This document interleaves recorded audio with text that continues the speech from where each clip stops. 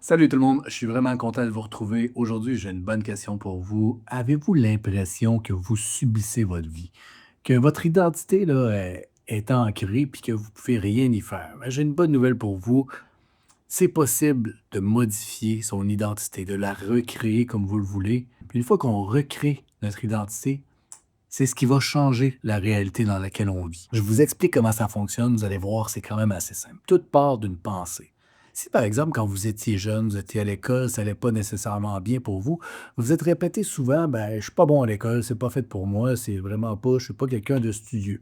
Puis qu'en fait, il y avait plusieurs choses qui faisaient en sorte que c'était pas pour vous. Par exemple, les cours magistraux, c'est pas de votre façon d'apprendre. Peut-être que les cours de base, vous aviez aucun intérêt, vous compreniez pas l'intérêt, donc vous étiez pas nécessairement bon. Peut-être que vous avez des problèmes familiaux, peut-être qu'il y avait toutes sortes de problèmes qui vous ont amené à vous dire, ben, je suis pas bon à l'école, c'est pas fait pour moi. Vous vous l'êtes répété, puis vous les avez surtout associés à des émotions qui étaient négatives. Une fois qu'une pensée est associée avec des émotions qui sont plutôt fortes, ça va devenir une croyance qui va s'ancrer à l'intérieur de vous.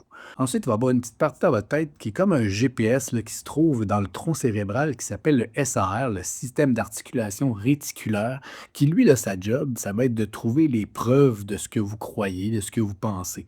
Il fait très bien sa job. Et donc, lui, sa job, ça va être vraiment de vous prouver que vous n'êtes pas bon à l'école. Donc, toutes les choses qui vont arriver dans votre vie, qui vont vous entourer, qui vont vous prouver c'est pas votre force, vous allez toutes les voir. Vous allez être juste attiré par ce genre de choses-là, alors que toutes les autres choses qui peuvent vous prouver que c'est pas vrai, que vous avez d'autres qualités puis que vous pourriez bien vous en sortir, vous les verrez pas parce que vous êtes seulement focusé sur vos croyances. Donc, une fois que vous avez toutes les preuves de vos croyances, ça va devenir une conviction qui vient s'installer à l'intérieur de vous. Puis à partir de là, vous allez vous mettre à agir exactement en fonction de ces convictions-là. Ce qui veut dire que si vous avez une opportunité de travail à un moment donné où vous voulez retourner à l'école, ben ça se peut que vous procrastiniez, ça se peut que vous vous sabotiez, ça se peut que plein de choses arrivent pour agir en fonction de votre conviction.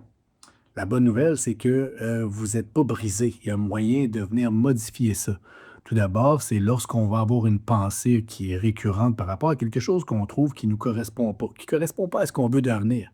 Faut l'accepter tout d'abord. Faut pas essayer de la refuser. Donc si, il m'arrive une situation, je veux dire: «Ah, je suis pas bon à l'école», faut pas dire: «Non, non, non, non, j'y pense pas». Faut l'accepter. Parfait, j'accepte, cette pensée-là existe. Maintenant, tu peux même être reconnaissant qu'elle existe parce que ça te montre exactement où tu dois aller travailler.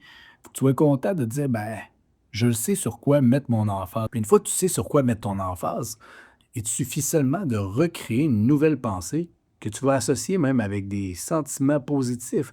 Donc oui, je suis quelqu'un de travaillant. Oui, je suis quelqu'un qui est capable d'aller au bout des choses. C'est ça la personnalité que j'ai envie. Fait que c'est ça les pensées que tu vas venir cultiver pour venir recréer une croyance et faire tout le chemin que je t'ai expliqué tout à l'heure. Ce qui est intéressant, c'est qu'en hypnose, on peut venir travailler sur l'inconscient et donc venir changer ses croyances, venir changer ses pensées et même les associer avec des nouvelles émotions pour changer l'identité directement.